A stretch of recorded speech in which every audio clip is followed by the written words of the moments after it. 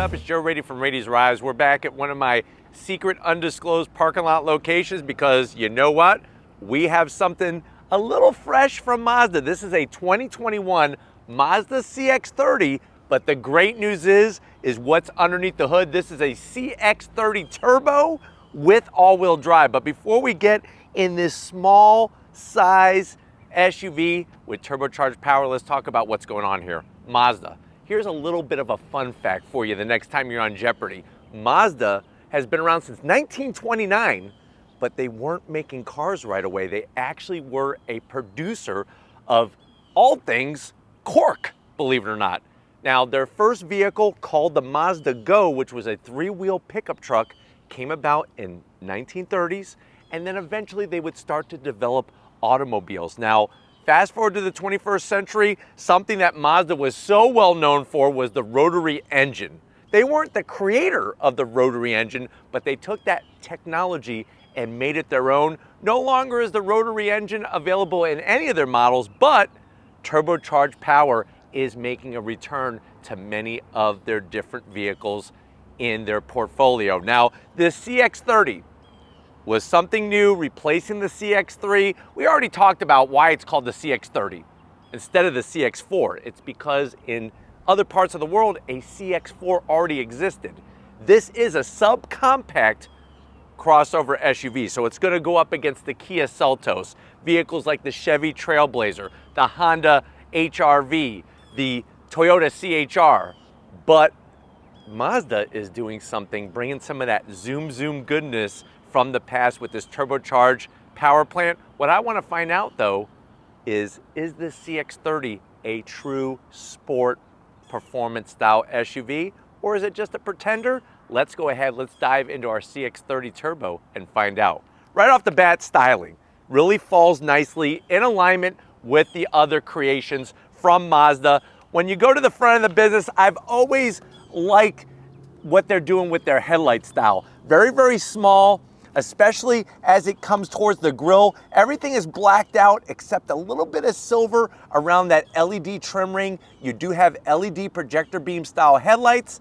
I like the way they just went simple flat black, and then the chrome trim kind of balances nice. Now, what I would have liked to have seen instead of just bright shiny chrome finish is a dark black chrome finish. I think would have set off the front end of the business. But working your way down, no fake vents. You can see the turn signals, really low, slim and trim on the bottom portion, and then just flat black along that lower section. We come across that low slung grille area. You are gonna get a forward-facing camera. I like the intricate detail into the style of the grille. That's the only gloss black up front with that Mazda logo. You'll notice the chrome trim, how it goes from one side to the other. The reason why it's styled like that is right there. They actually took the style of the Mazda logo and brought it into the front fascia area. Now, working your way down, you have a massive, large opening because we do have an intercooler behind there. The flat black, I like the way it extends forward a little bit to give it a little bit of an aggressive look. And then you can see just how that hood is very low slung. We get up onto it, body lines are clean and simple. Rises up, goes right towards the windshield. Simple, but very stylish. Coming around the bend, what are we working with? You're gonna get these gloss black wheels, split spoke design. This is an 18-inch wheel. I think the color goes great with the specific color of our CX-30. Mazda has some great colors in their color palette. The big zonk is gonna be the amount of plastic cladding. I wish they would not have gone so high up into the fender, bring it down, or make it all color matched. Imagine if this was all color matched. I think it would really set it apart from the rest of the pack. But if you're wondering, well, Joe, what's the size of this tire wheel setup? You're looking on 215 on the width, 55 series sidewall, and like I mentioned earlier, this is all-wheel drive to get the power to the ground. Coming down the rest of the vehicle, love the way everything is smooth, nice curved design. You're gonna get gloss black on the mirror caps. You can see just how slim the turn signals are in the mirrors. We do have flat black with a little bit of gloss and some shiny bright metalwork only on the bottom. This is another area where if this was a dark chrome finish, I think it would look a lot more sporty with the overall appearance. You'll notice the black cladding rising up a little too high on the side of the vehicle. They really could have trimmed that down, but you do have a side sill extension that comes out color matched on the door handles, which is great. And then when it comes to usability, you are gonna get these nice, bright, shiny aluminum finish style to your roof rails, and you can get your crossbars. Look how small that shark fin antenna is up there. Doesn't have to be gigantic to where you're splitting the air with a big tail fin. Color matched, nice size on the rear quarter window, and then when we wrap it out back, it's just like up front. Excellent job. This is almost like something you would see on a supercar, the way they style the taillights, LED on those taillights for the brake lights, really nice, the way they extend out. I am gonna zonk the wiper. What they should do is extend, especially on the turbo model, extend this low roof spoiler out, tuck this bad boy in, maybe give it a little bit of a kick up. That really would have been the cherry on top of this sundae. But you got your CX-30 badge, all-wheel drive with the Skyactiv G Turbo. And working our way all the way to the bottom, you're gonna get functional exhaust, one tip on each side, nice slash cut, simple, clean, concise. That's all you need at the tail end of the business. But why don't we go ahead, let's pop the hood. We're talking about turbos. Let's see that turbocharged engine underneath the hood of our CX-30. All right, guys, we got the hood popped. You do have a prop rod. Most of the competition in this class has a prop rod. It is nice that it's pretty much out of the way, but you're gonna have a tasteful engine cover with your 2 cup holders. While you're looking at your engine, you can put your 2 drinks there. Love the way it's got the turbo badge, the Mazda badge, but the goodness is actually at the firewall section of the engine compartment. That's gonna be that turbocharger. So you're looking at a 2.5 liter turbocharged inline 4. If you use premium fuel, you're looking at 250 horsepower, 320 pound-feet of torque. It's mated to a 6-speed automatic transmission with the all-wheel drive, 0 to 60 in about 5.7 seconds. Quarter mile goes by at 14.2 seconds. Top speed, 128 miles per hour. MPGs, 22 in the city, 30 on the highway. Let me know what you think. Is that enough power to call this a sport performance subcompact crossover SUV? But why don't we go ahead, if you're ready, I'm ready, let's fire it up and hear what it sounds like.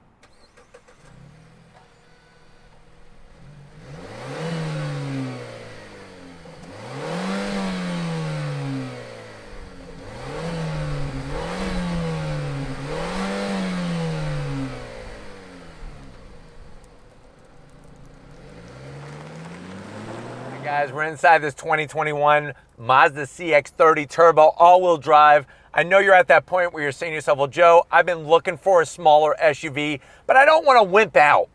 I want something with some power. I don't want a CVT. I don't even want a DCT. I like the way this has a traditional automatic transmission. How much is it? So the way that this one is optioned, you're looking at an MSRP of a little over $35,000. Let's see what you get for the money. To the door panels. Now this is where Mazda works some extra special magic.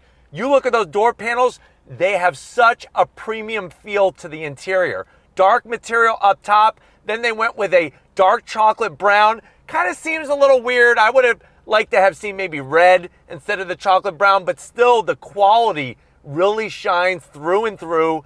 The silver trim looks great. You can see how they really paid attention to detail and ran that trim right into the door handle. We do have the optional Bose sound system. The zonk is that there's gloss black around the switch gear for the door locks and also the door glass. That is going to cause fingerprints. Just make sure you have your Mazda microfiber cloth and you can wipe them all off. Soft touch on the armrest. The white contrast stitching is on point. And then you look at that door pocket. It's a great size. You can get those $1.50 Costco hot dogs, 4 of them in there with extra mustard and a bottle of Coca-Cola to wash it down. And remember, Costco has had those hot dogs that price since 1985 when they first opened up.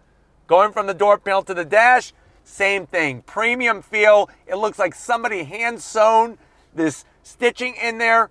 Really love all the different elements. You have the chrome trim that wraps around the AC vents and then everything glides towards the center stack. Now, This is where some people are gonna hate it, some people are gonna love it. So it's that floating iPad style. My zonk is that it does not take up all of that area space. A lot of dead space around that 8.8-inch screen. It could have easily been a 10.25-inch screen with the amount of real estate there. I think the zonk that you're gonna issue, it's not a touchscreen. You could touch it, it just doesn't do anything. Now, on Mazda's side of the table, they did mount it kind of far away from the driver, so that's why I think it's not a touchscreen. But when you throw it into reverse, look how clear the resolution is on the backup camera. Love the way you got the trajectory. We got 360-degree cameras. Put it back in a park. You got Apple CarPlay, Android Auto, and of course, navigation. Soft touch premium feel. Slim and trim on the AC controls. I like the way you get a nice click. Sounds like an old Wells Fargo safe from 1924. And the readouts are super clear. Heated steering wheel, heated seats, start-stop button. You do have a little cubby tray down here for your Jolly Ranchers. Watermelon, grape, sour, apple, 2 cup holders, and then your key fob.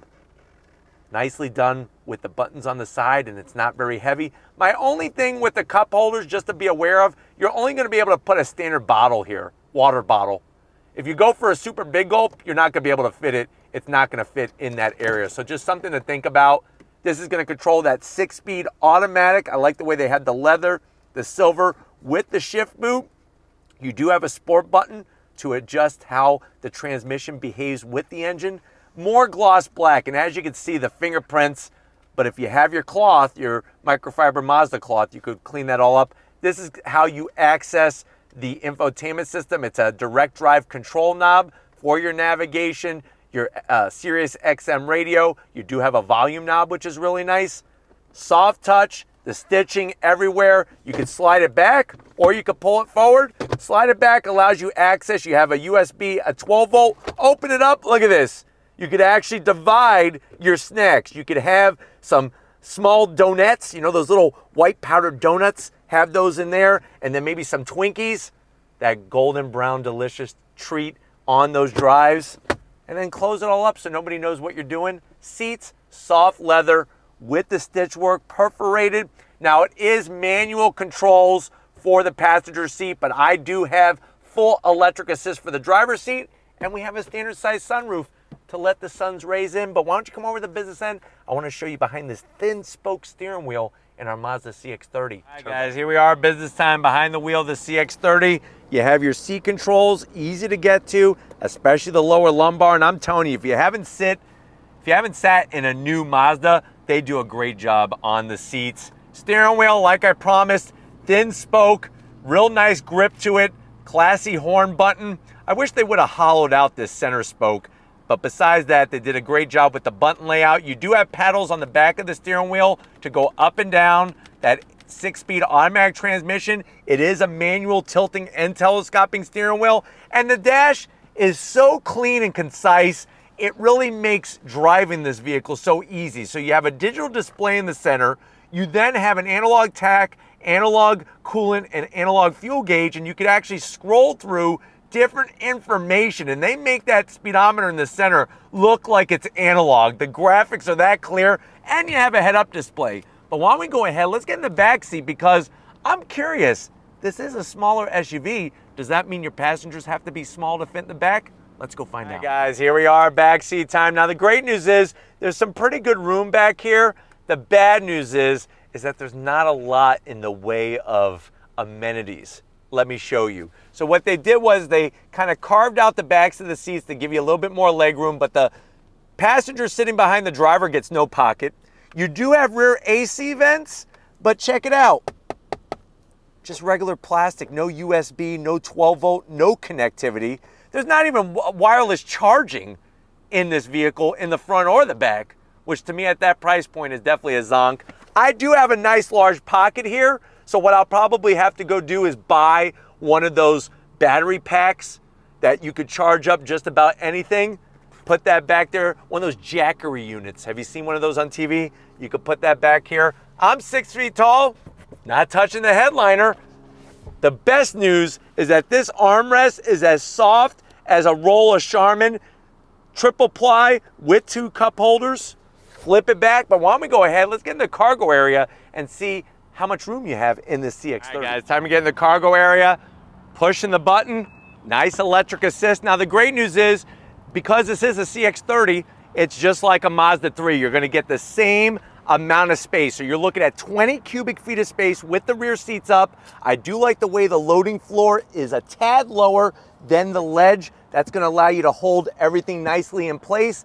And then the seats do fold down. The only challenge is that to get to the folding part, you gotta go to the passenger door. So I'm gonna go ahead and push the button and fold these down so you can see what you're working with the total amount of cargo space in the back of the CX-30. It really shows that even though it's a small subcompact, you are getting a ton of room with that 60-40 split, and you're basically looking at 45.2 cubic feet of space.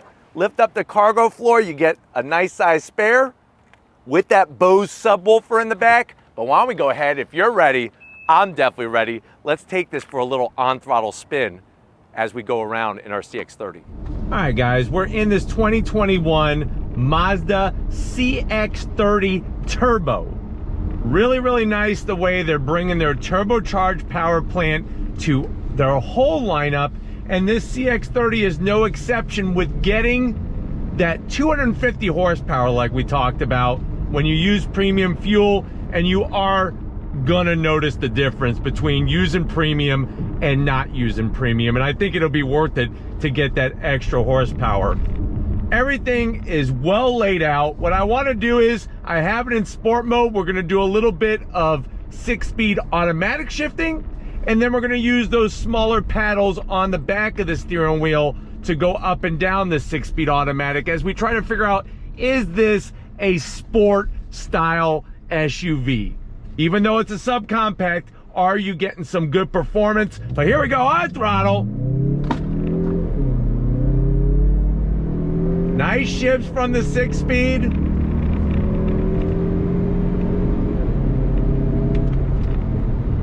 Brakes feel good.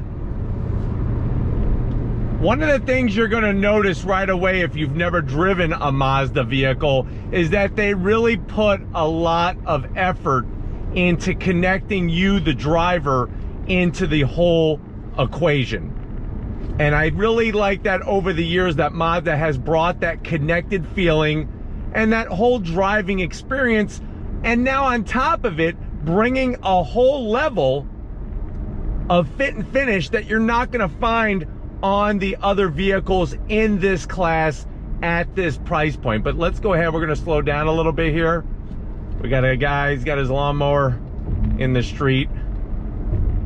We'll gingerly go around him and then on throttle, here we go. On the brakes. And like I was saying, for a smaller subcompact SUV, visibility is great out the back, out the front.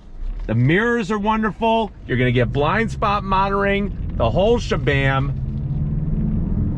But the fun thing about this vehicle is that you could drive it every single day, do your work drive, you're picking up the kids from school, but then if you want to have a little bit of fun, you find the right road, and this thing is a ton of fun to drive. Power gets to the ground very effectively. And you do have the sport mode, which remember, sport mode is just gonna change up how the transmission behaves with the engine, shift points and everything, and it is quite different between sport and normal. Gauges, super clear.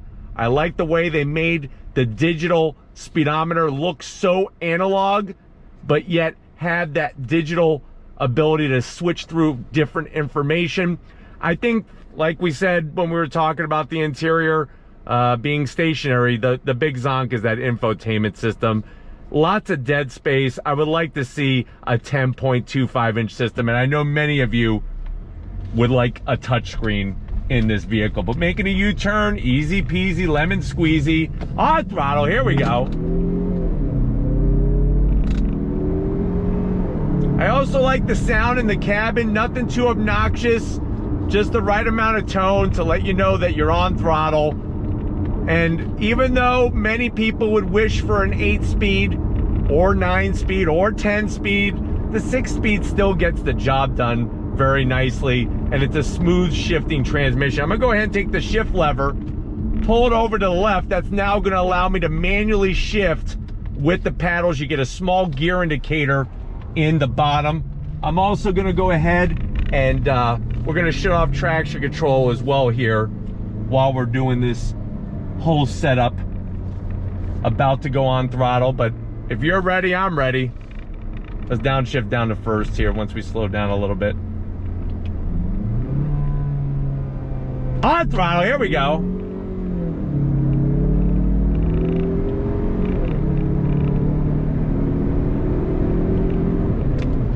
Not the fastest shifting when it comes to input on the paddle and when the transmission actually shifts. Downshifts are a tad quicker than the upshifts, but that is one sore spot when you're using the paddles. There is a slight delay when you hit the paddle and when it actually shifts. So that to me is a zonk on the driving experience. But the actual steering feel, the weight of the steering, the balance, everything feels really, really on point, especially when you go, watch this, when we go through the right-left transitions. I mean, just really, really smooth. I like the way I feel confident. I feel good. The seats are comfortable without being too squishy. You don't have to have this super high bolstering. This isn't some type of race SUV, but it definitely has a sporty quality to the driving experience. And then you're also getting a higher luxury feel with the fit and finish. The gloss black, even though it has a design underneath it, does show fingerprints and dust and other markings, but still, I'm gonna put this back into automatic mode. Still a pleasure to drive. And if you're looking for something a little on the smaller side, that's going to allow you to be able to have some fun. And obviously, looks are gonna be very subjective, but comparing this to the other subcompact SUVs, this one, to me, is a better looker, especially with this color, with the black wheels, and just the overall dimensions of it. It is a little heavy on the plastic cladding on the side compared to the competition, but when it comes to driving dynamics and definitely performance, it's gonna trump the competition. All right, guys, pulling away from the light. Throttle sensitivity is right on point. And here we go. If you're ready, I'm ready. On throttle, here we go.